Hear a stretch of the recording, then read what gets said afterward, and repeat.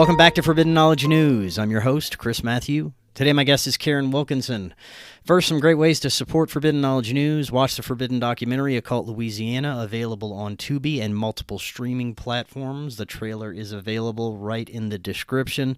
Also, get a Rokfin premium membership, rokfin.com/FKN+.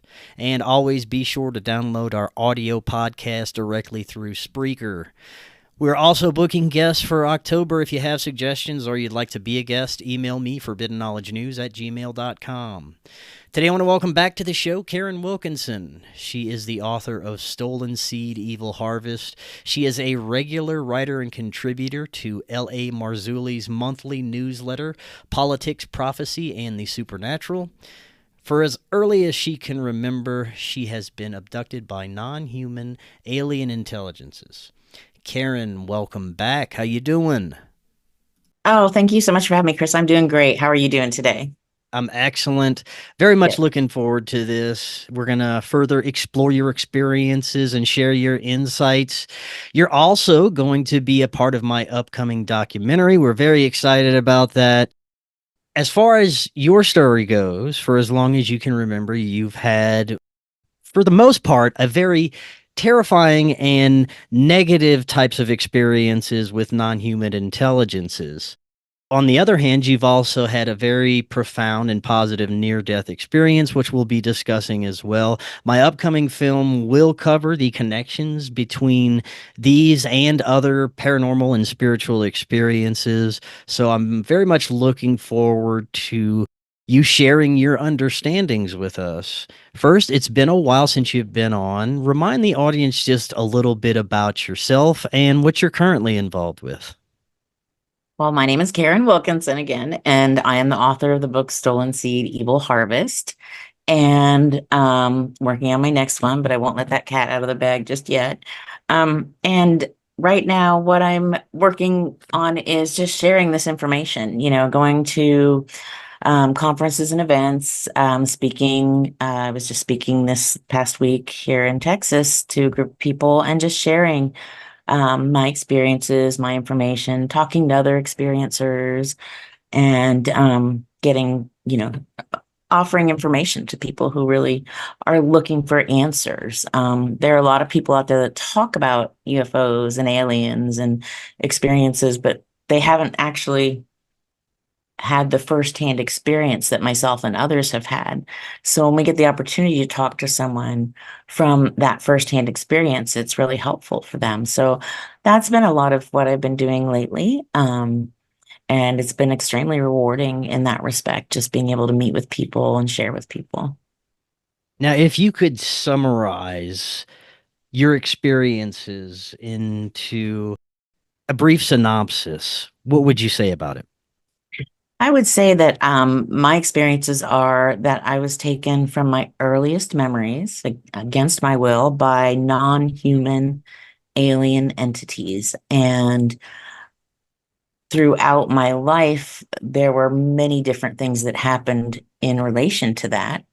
And then at a much later point in my life, I learned how to stop these unwanted abductions. Throughout that time, there was a point where I had a near-death experience as well, and an experience with very benevolent, kind, angelic beings. So I've had experiences on both sides with the non-human, really malevolent entities, and then the non-human, really benevolent entities. And so, to be able to speak about both of those, I think, is helpful, because I don't want everything to be completely negative when we talk about these things. There are good entities out there. There are good beings out there. There are, positive, wonderful things that we can also talk about and share. And I think that that's important to have a little bit of both when we talk about it. I didn't want the book to be just dark and ugly. That's exactly the way we'll be approaching this film and the information in it, because there are two sides to this. There seems to be a duality, a light versus dark aspect. Tell us a little bit about how it all started for you and when you first started to realize that this isn't something that happens to everybody. Yeah, that's a great question because I think for those of us who are taken, you know, we don't know how many other people it happens to because we're not supposed to talk about it. And we're not only are we not supposed to talk about it because the ones taking us have told us not to talk about it, but society in general has this stigma where if you say, I have been abducted by aliens, people think you're crazy and want you to go to, the funny farm or whatever. And it's not well received or it hasn't been in the past. Now things are changing on that front a little bit, and we're trying hard to encourage those changes, to encourage people to listen, to encourage people to understand and believe that, we have nothing to gain by sharing these um, events that have happened to us. Most of the time, we're just those of us who are sharing are doing it just to kind of try to reach out to others and create kind of a community of those of us who've had the experiences. So it happened from my earliest memories. I don't have a time in my life that I remember them not coming to take me. Um, and I don't think it was until, until my adult life that I realized it didn't happen to everyone because I saw so many other humans there when I was taken. Tell us a little bit about your earliest memories of this experience and some of the occurrences. So typically when I was little, I would wake up in the middle of the night and this, I'm talking about a 5, 6 year old kind of time frame where you really start to get those concrete memories.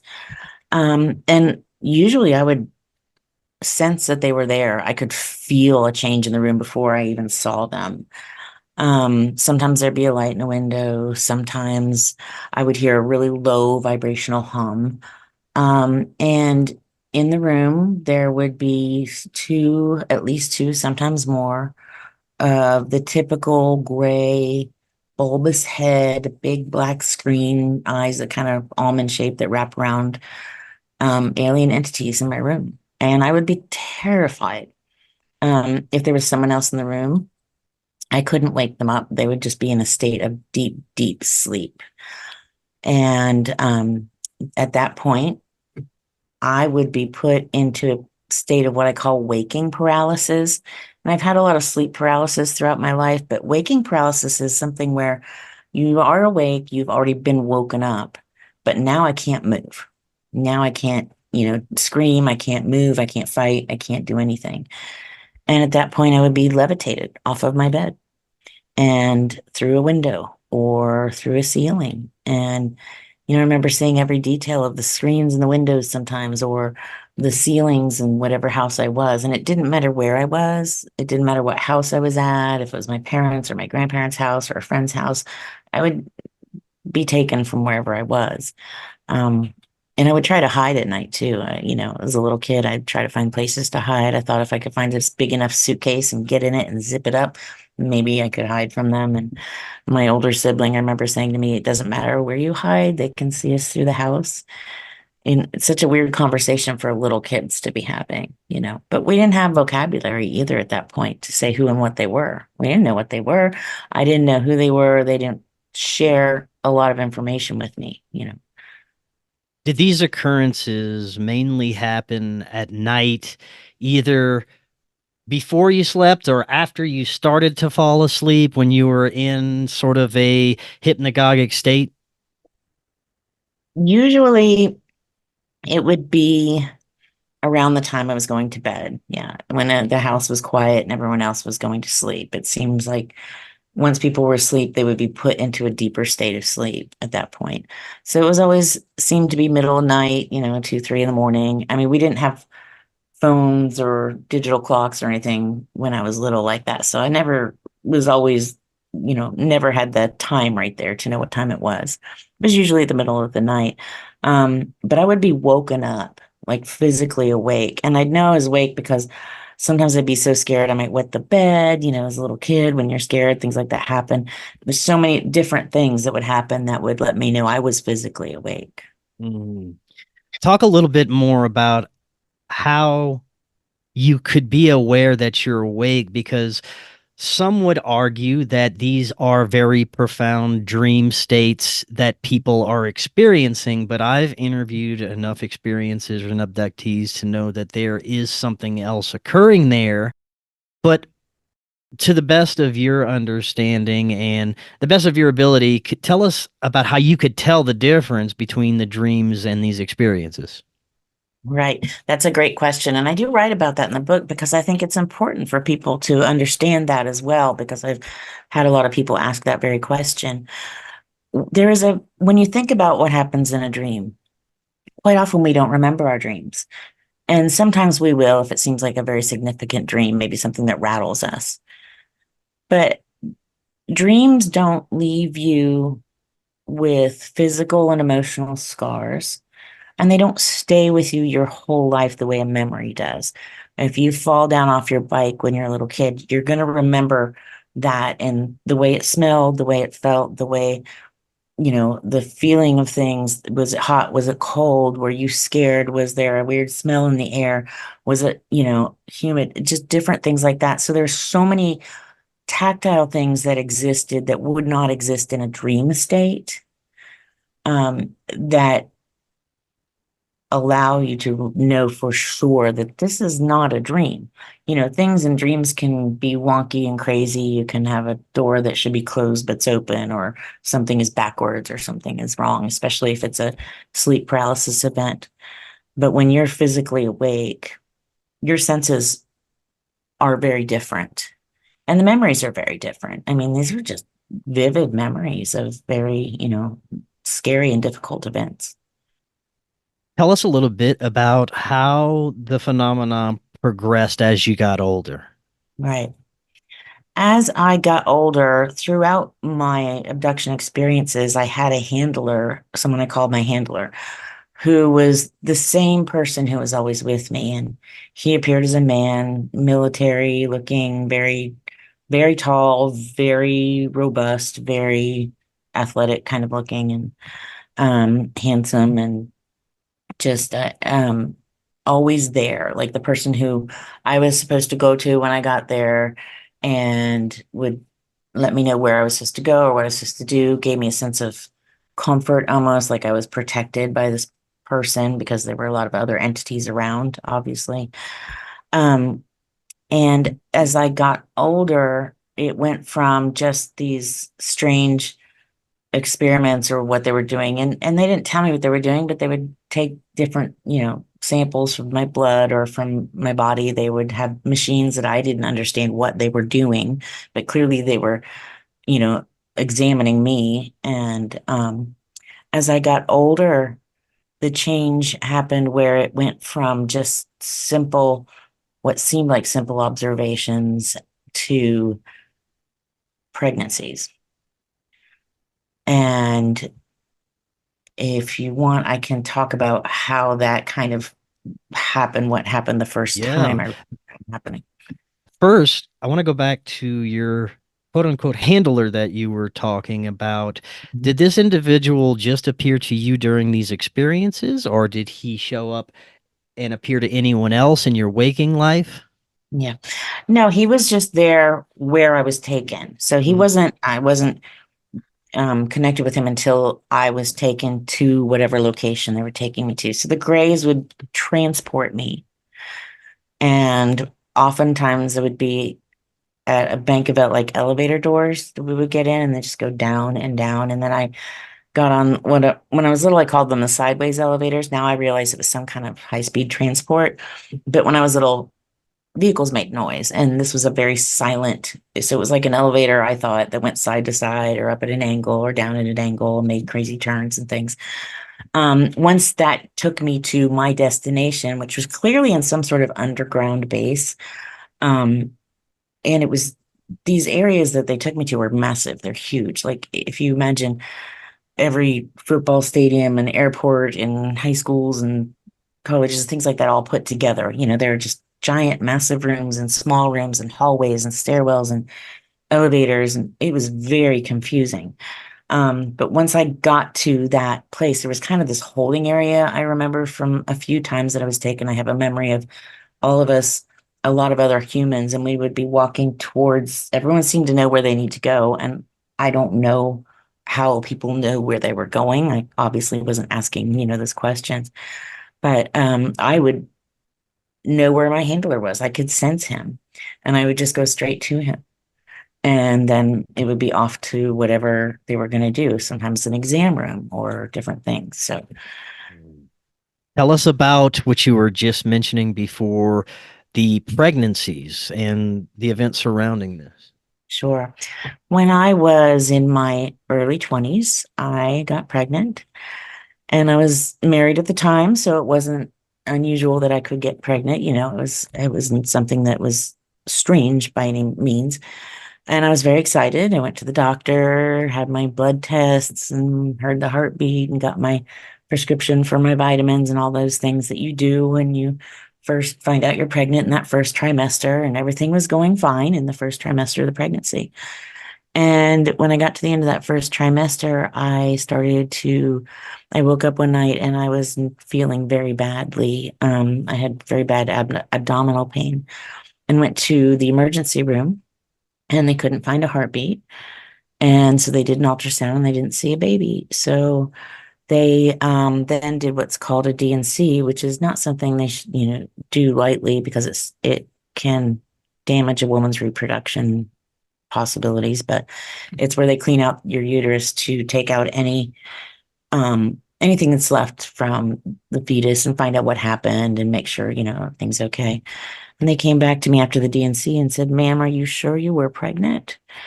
And, I am just devastated at this point. And I'm like, "Of course, you can call my doctor. Why?" And they said, "Well, your uterus was clean. There was nothing in there. It was empty."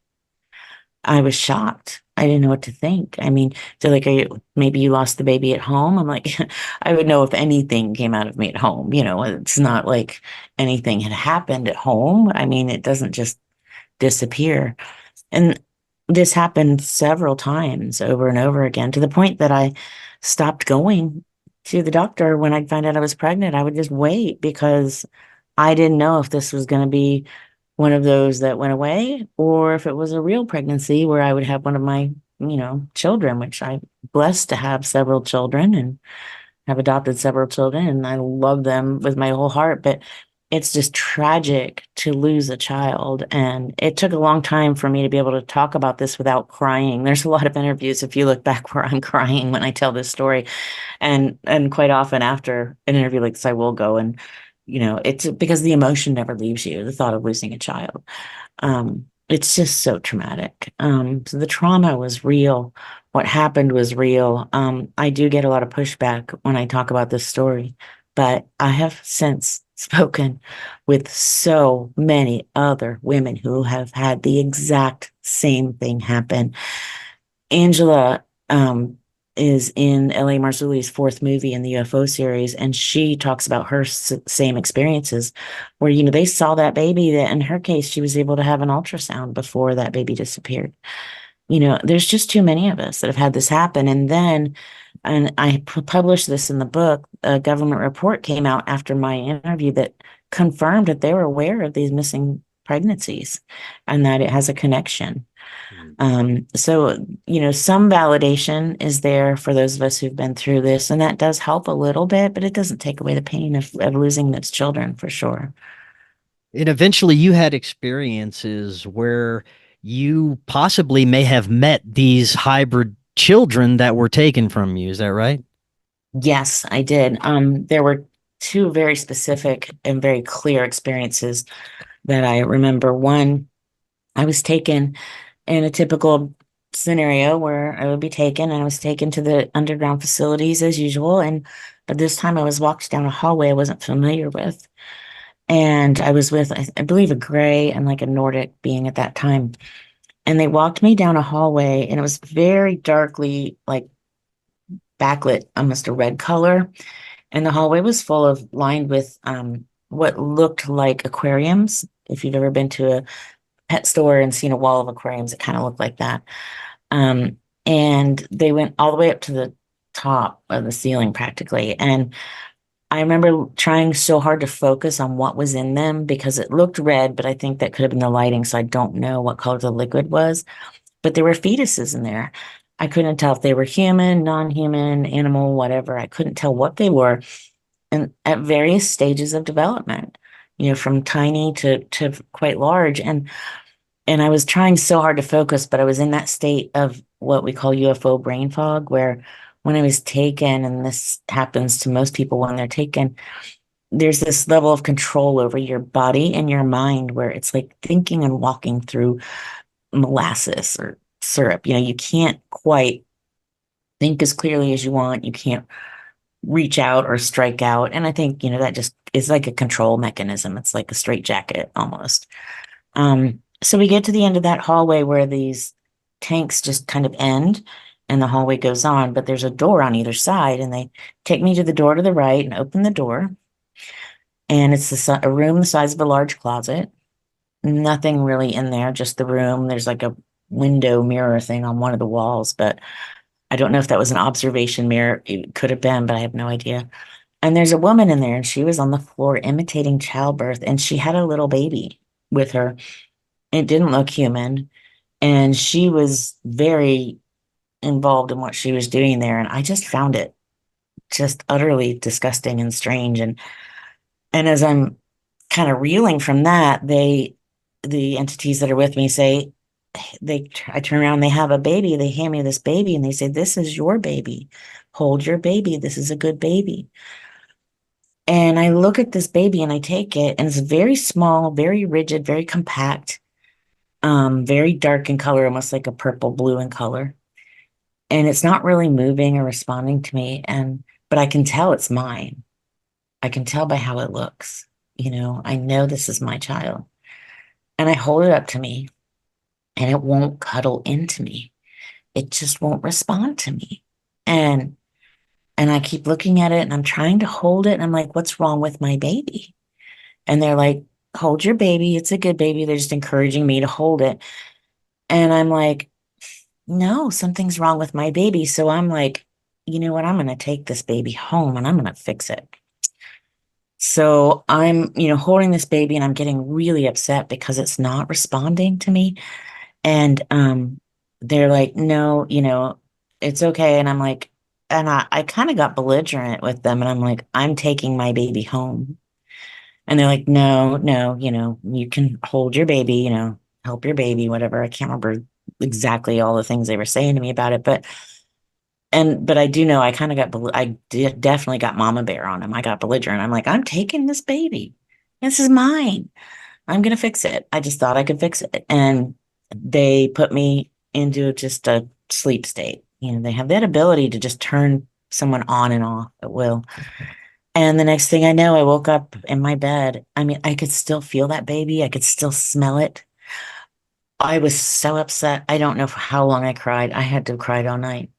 Um, I prayed and I cried, and I just didn't understand. But from that point on, I knew that there could be more, and I wanted them. And I prayed for them because I didn't know what they were. I didn't know if there was anything there that I could have a relationship with. But if I had a child out there, I love kids that aren't my children by birth, but they were brought to me in my heart. You know what I mean? I have a lot of love for kids. So one night, it was many years later, and I've never forgot about them. But I don't have a lot of clear memories of seeing them along the way. And I have a lot of memories that I just won't allow to come to the surface because they are so traumatic. And they don't help me, they don't help anyone else, and I just don't force those things. But one night, many years later, at least 20, 25 years later from that, I woke up, and to my boys, three of my sons standing beside my bed, and I said one of my kids' names out loud, and I said, "Hey, what's wrong?" And as I'm kind of waking up and focusing, because it's the middle of the night, groggy, I realized, oh, wait, that's not so-and-so, the boy's name that I called out. And all of my boys weren't actually home at the time either. So I'm like, well, it can't be all three of them. And so I try to wake my husband up and be like, "Honey, wake up. What's going on?" But I'm looking at them, and I know they're my kids because I can see the resemblance. They look like my boys somewhat, but my boys are taller. So they weren't as tall as my boys. They were stocky. They were wearing what looked like a gray hooded sweatshirt type thing, and it was very dark in the room. Their skin almost looked purple, and their eyes looked very black, but I couldn't see their eyes really clearly to say, oh, they were black-eyed kids. But description wise, that's really what they kind of looked like. Um, and I'd never heard of the black-eyed kids when I saw them, so I had no idea what that comparison was. I've since looked into that and realized they probably were. And I think that's just the hybrids. I think there's really a continuation of that program where they've gotten better and better and better at this hybrid program. But so my children kind of fell into the black-eyed kid category at that point in time. So they're standing by the bed, and I realize it's not my current human children, but these are my hybrid children. And my mind is blown. I can't wake my husband up. He's in this deep sleep comatose state that people get put into because I'm still trying to rouse him and he just won't move, which is wild. And I'm very happy to see them. I turn them, I'm like, oh my goodness, you're here. And I just felt this wave of hate come off of them. It was palpable. It was strong. It was horrible. And I'm like, well, what's wrong? Why are you angry? You know, what did I do? What's wrong? And they said they used mind speak and not their mouths to talk to me. But and mind speak is not like, for those who don't know, it's not like ESP or anything like that. It's like intentionally speaking to someone, but just with your mind, not with your mouth. And it's something I was very used to over the years. That's how I was communicated with by these non-human entities, most of them, most of the time. So they used mind speak and they said, you have to come with us.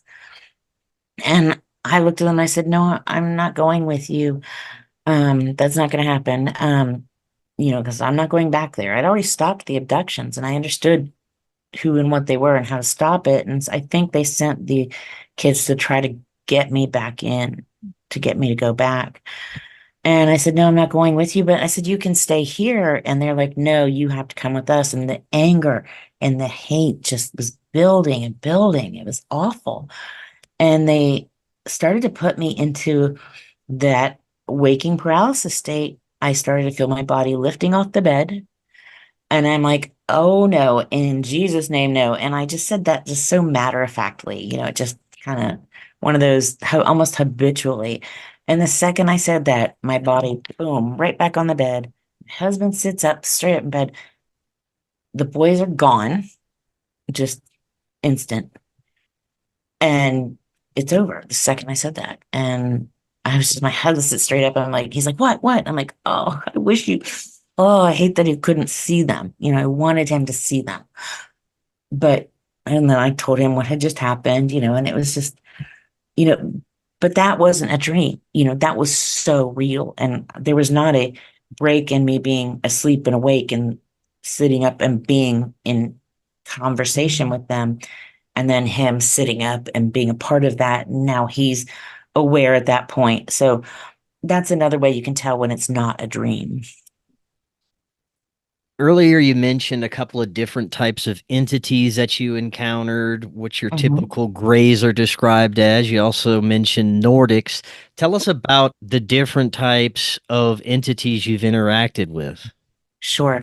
There are the typical grays that people talk about. They are shorter, bulbous head, kind of a black screen eyes. They don't move. The eyes don't move. Their mouths don't open. They're very spindly. These, I believe, are a type of avatar, like a skin suit created in a lab.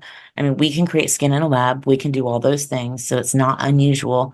I believe they create them to kind of do the grunt work, like the worker bees. They come to get the people and all that kind of thing. They're usually the ones in the airships. And if you think about it, we know from our congressional hearings, we have crashed craft.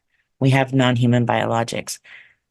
If the craft crashes and it's just one of those gray suits in there, then they're not going to lose anything to us if something goes wrong, which it has. They're fallible. They're not perfect. Like we're not perfect, but they are a different species. They are a different order of species created, and they can manipulate space, time, energy, and matter in ways we don't understand. But I'm going on a tangent there, so I'll stop with that. The other grays that I encountered when I was being taken, when I would get to where they were taking me, that, under to the facility, the underground facilities, they were all different. The same way humans are all different. Like some were taller, some were shorter, some were heavier, some looked more feminine, some looked more masculine. Their faces moved, their eyes moved, they had expression, their mouths moved, they were clearly a fully formed entity of some sort, as opposed to the little grays, which you can tell are just almost robotic in nature.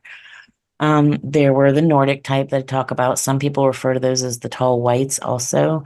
Um, they are almost human looking, but their eyes really are what gives them away. Their eyes are large. They're kind of around the side of the head a little more. Their skin's almost translucent. Their hair is a sort of, some of them have like this hair that seems like translucent, almost like fiber optic, that where it picks up color.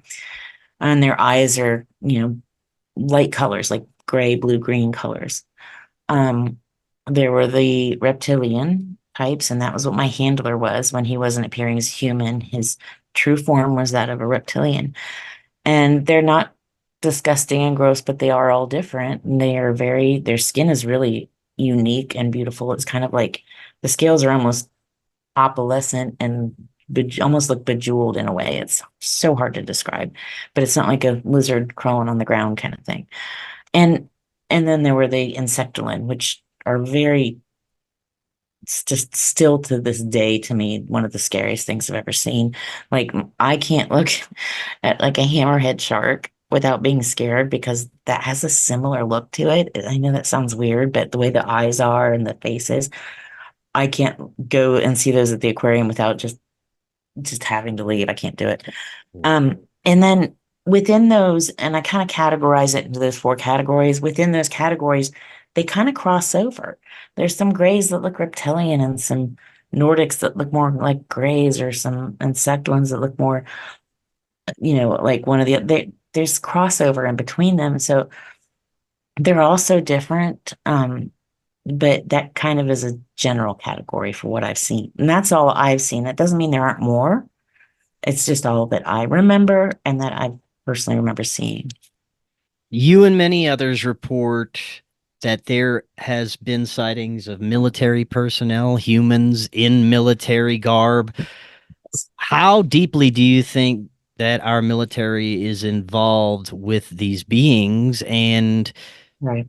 to what purpose? Right. Yeah, I did see humans, what appeared to be humans. So as far as I can tell, they were humans in military garb. There were some in lab coats, some in weird smock type outfits, like shirts and pants that were really benign. And I know that some of them had to have been human, because they would warn them not to talk, and we weren't allowed to talk to them. But I think that they're very involved. I mean, when you look at the Greada Treaty back in the days of Eisenhower, where there were supposedly agreements made that they could take humans and animals for experimentation in exchange for technology. I mean, that's something that's been done back through the ages. It's in some of our oldest literature, and biblical literature and ancient scrolls, and across any different religions and cultures across the world. So it's not something new, but I do think that they're very involved to the point that they can be, because, we're not, these entities definitely have the upper hand. They're definitely stronger. They have more control, for lack of a better word, than we do. But there's definitely some kind of a exchange going on, and people can't be taken without permission. Someone has to give permission for a little child to be kidnapped, or an animal to be mutilated, like the cattle mutilation. Someone has to give that permission somewhere along the way. And those permissions can come from, a president of a country saying, yes, you can take our citizens and our animals. They can come from, anyone in a position of authority in whatever person's life that is, so it can, I believe that they're quite involved, to answer your question. Yes. In many situations, I've heard of abductees and contactees saying the name of Jesus, and the phenomenon will stop, the entities will retreat. I think this is a very interesting aspect of this. It leads many to believe that there are more theological implications to what is happening, that this may be the same phenomena that has always been occurring, the intelligences that we've been interacting with throughout time, that may take on different names as we have different understandings. Some people understand them as demons. Now we're in a technological age. We're starting to see things through a technological and scientific lens. So we're talking about aliens and extraterrestrials. But there does seem to be this metaphysical or paranormal nature to it as well. And there are some very deep layers of this phenomena that we have yet to understand anything about, and there seems to be some dark implications at times. I think, what we're working with, these are a race of created beings who have, from my experience, the same creator that we have. And that's why calling on Jesus worked for me and always has. And because once I realized that we both had the same creator, then that kind of changed the whole game. And they were no longer just these ancestral seeders or benevolent space brothers. They were the fallen and the ones that were, not being good, that weren't doing nice things, and then I realized, oh, that I have the opportunity to remove myself from this situation by calling on my creator, because we have the same creator and they have to listen. You said eventually you were able to stop the abductions from occurring. Tell us a little bit about how that unfolded. Right. And, I had found my faith when I was 18 and fallen away from that. And regardless of where I was in my walk, I did not know who they were, and I didn't understand how they were allowed to take me and why. So, and no one in the churches and things that I went to ever talked about the whole Bible to me. It was just the easy getting, people in pews kind of stuff that they would do. And no one talked to me about the book of Genesis and Genesis 3:15 and Genesis 6, the seed war, and Genesis 6, where it talks about how the sons of gods, the Bnei HaElohim, the fallen angels, they saw that the daughters of men were beautiful and took of them wives of all they chose. And those were the mighty men of old, the Gibberim, the giants, that we hear about all throughout all ancient cultures all over the world. And I didn't know about any of those things, and I wasn't able to put the pieces together. And so I wasn't able to stop them because I didn't know who they were and I didn't know what they were. And they were telling me one thing, which wasn't true, to kind of keep me there and to keep me afraid. And once I got back into my walk and started studying my Bible again and found some, people that were sharing the whole of the truth and just learning more and more, I realized who and what they were. And that was all I needed. And then I was able to confront them with that and say, wait a minute, you can't take me. You can't touch me. I can just tell you no. I can just take that permission away and you have to stop. And, for me, that was great. For them, not so much, because they did keep trying to come back. They used my children and all kinds of other things to try to get me to come back. But that is how I stopped it, just simply by saying no, those, and revoking those permissions and those, whatever covenants or bonds or agreements were made, ending those and telling them no and calling on Jesus. What do you think the end game alien agenda is? Right. That is a very big question with a lot of different answers, but it really comes down to the same thing it's been since Genesis, the book of Genesis in the Bible. And these entities are all through the whole Bible. I had someone say to me the other day, how do you rectify your faith with the fact that, you've had all this happen? I said, because they're all through the Bible, they're in there everywhere. But I think we're going back to the seed war. It's the same thing. And L.A. Marzulli talks about this a lot, about, Genesis 3:15 and the seed war in the garden, when when the pre-incarnate Jesus says, or when God says, and he will bruise your heel and you will crush his head. And he's talking about, the battle between Jesus and Satan. And it's the same thing that was happening then. Today, they're still trying to corrupt the human bloodline the same way they did in the days of Noah, which is why the flood happened, because at that point, there was all flesh was corrupt. And they're still trying to share a false narrative that they're our creators, they're our ancestral seeders, and it's that same power grab that's been going on from the get-go. I think they want this place back. They want their birth. Our birthright is the planet Earth. They were here before. We look at all this ancient stuff like the pyramids and all this ancient, what we call ancient angel architecture, the stuff that they built and that we couldn't possibly build, that we don't know where it came from, that's hundreds and thousands of years old.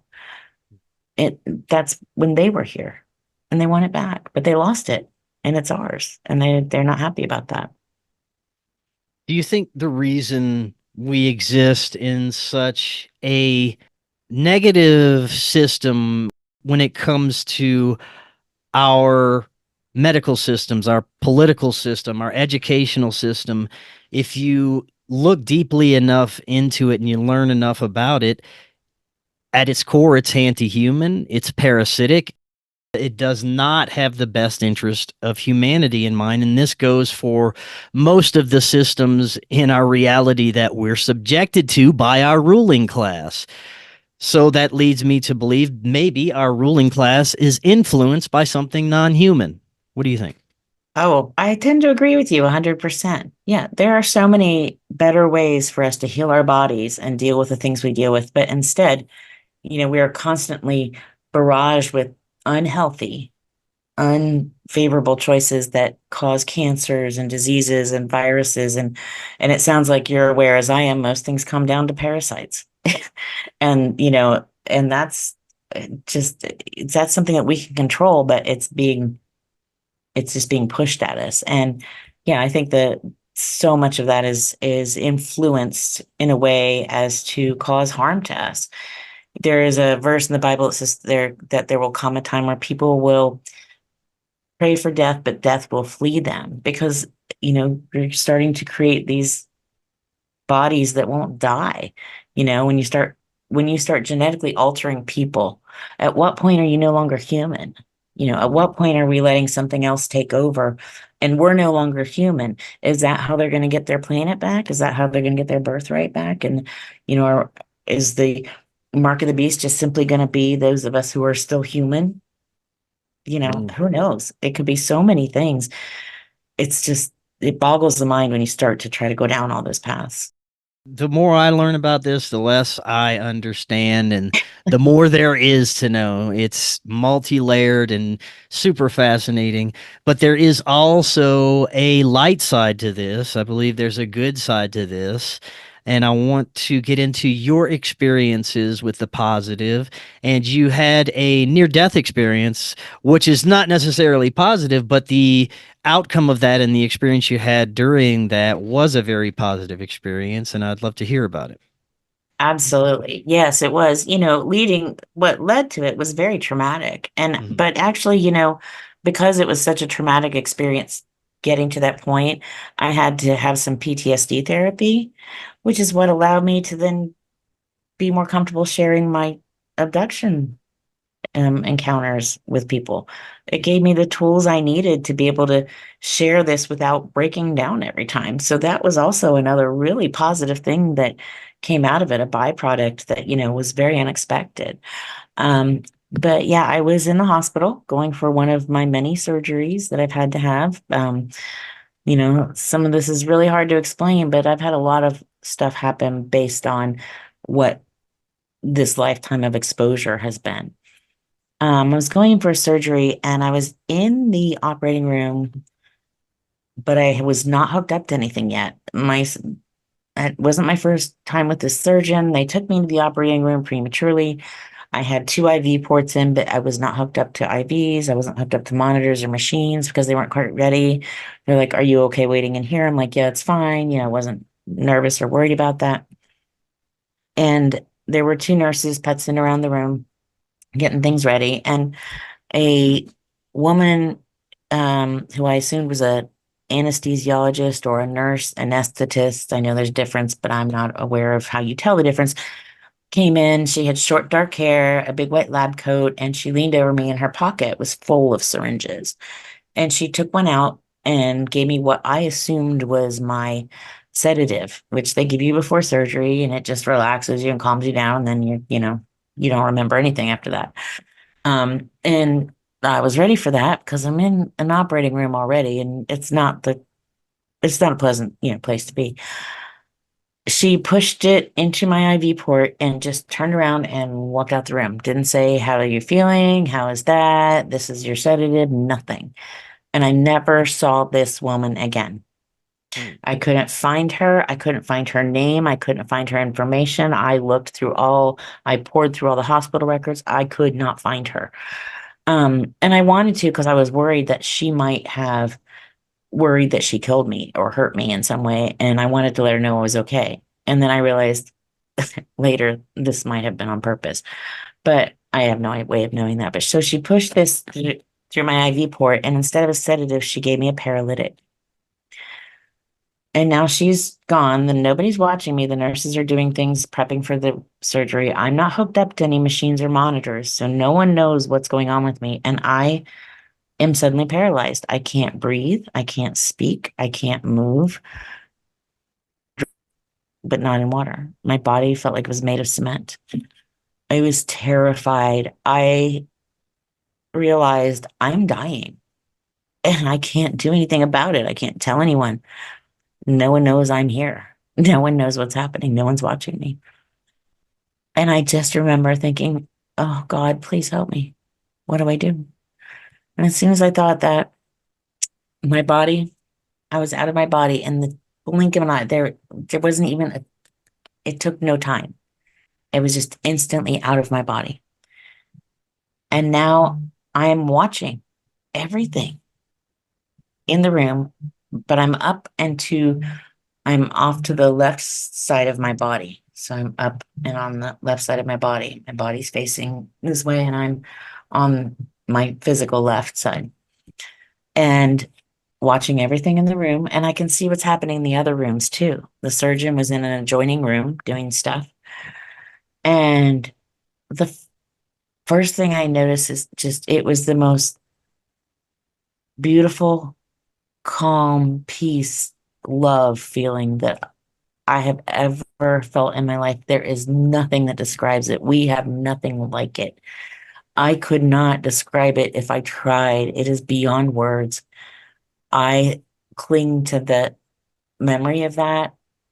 I wish I could feel that all day, every day, but we don't have it. There's nothing like it. And the next thing I noticed was that I was still me. It was still my personality. And I'm like, this is wild. Everything happens at once. There's no time frame either. So I realize I'm still me. I'm in this most beautiful love and peace I've ever felt in my life. It's like being wrapped in a warm blanket.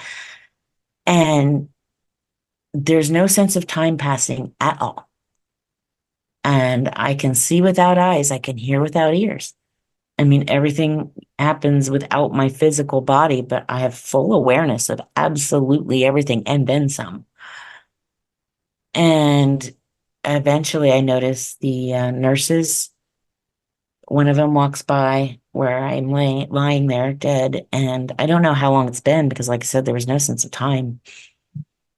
But I knew instinctively in that moment, I knew everything I needed to know also in that moment. There was never a time I was scared or worried or concerned about my family or friends or loved ones. I knew I was to stay right there beside my body. I had no fear, none whatsoever. And was just going to stay right there until everything was taken care of. So I didn't have to make a choice to stay or go. I didn't have to make a choice to choose anything like that. I didn't have one of those scenarios. I didn't walk into the garden and see my grandma or anything like that. I was right there and just watching everybody. So the nurse walks by and she looks at me and she says to the other nurse, "Hey, is she having an allergic reaction?" And the other nurse walks over and looks down at me and she says, "I don't think she's breathing." And then the first nurse gets very upset, runs into the other room to grab the doctor. He comes out. He seems to know what's going on as he's running out of the room, which seemed weird to me. And he's yelling, bag her," as he's running into the operating room from the room adjoining room where he was. So the other nurse grabs one of those little compression bags and puts it on my face and starts doing that thing. And I could kind of feel a wisp of air go by me. It was weird because I didn't have a body or feelings, but I could feel that. Um, and they weren't getting a response. Now the room is starting to fill up with people. Now they're telling people, "Hey, we've got a code here," and another, I watched another anesthesiologist, a man, come in, tall man. He is up by my head at the top of the bed and he's getting stuff out and, putting my head back and trying to, he's getting ready to intubate me. Um, and it's just a frenzy of craziness going on at this point. And I'm just calm. I mean, I just experienced this love and peace, and I was just so blissfully at peace. And it was all, it was fine. I wasn't bothered by all the activity and the people running around, and they were all frantic. And I just remember watching them all and just feeling so much love and peace and no time passing and just thinking, everything kind of happens all at once. The past, the present, and the future exists all at the same time. Time does not exist when you're outside of this body. It's so crazy. It really showed me how we put everything into our little world and expect everything to always fit into our little enclosed paradigm. And it's just not that way. Um, but eventually, as they're working on me, the anesthesiologist begins to intubate me. And I watch him put the thing in my mouth down my throat. And as soon as they get the oxygen going, everything just immediately went black. And the next thing I know, I'm waking up in recovery where the next incredible thing happened. At that point, the next thing I remember, I woke up in the recovery room and I was in so much pain. It was the most excruciating pain I've ever felt in my life. And I'm in the recovery room and normally when I wake up in a recovery room, there are one or two nurses and a whole bunch of people in beds going through the recovery, coming out of anesthesia, just being monitored and watched. I had 5 or 6 people standing around my bed, doctors, nurses, anesthesiologists, what have you. And every time I would come out of the anesthesia, I would be screaming in pain so loud that they would have to put me back under so I wouldn't have a stroke or a heart attack. And this went on for about 4 hours. And finally, I remember coming out of it and just in so much pain and thinking, "Oh God, please help me. I don't know how to do this." And maybe it was just coming back into my physical body. It was so hard, but I wasn't making that connection. And all of a sudden, there are these 2 young male orderlies at the foot of my bed, gurney, whatever it was. And I look at them, I'm like, "Oh, you look like you could be 2 of my boys." About the age of some of my kids, sons. And they just were just these handsome, lovely young men. I didn't notice any badges.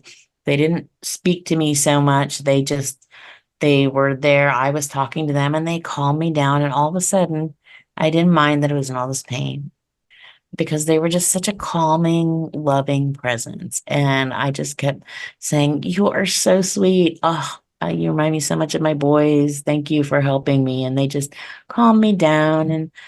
And finally, so they were able to get me awake long enough to take me back up to ICU. And my daughter-in-law, my husband were waiting for me when we're coming down the hall towards the room.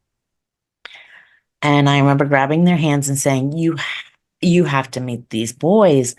They were so amazing. I would not have made it out of recovery without them, and everyone was so worried because I'd been It had been not just a long surgery, which they probably should not have done, but it was a very long time in the recovery room, which was highly unusual. And I grabbed their hands and I'm like, you've got to meet the boys. Oh, I can't wait for you to meet them. They're so sweet. They're so wonderful. And I look up and they're not there. And I said there's a nurse on one side of me and a male orderly on the other.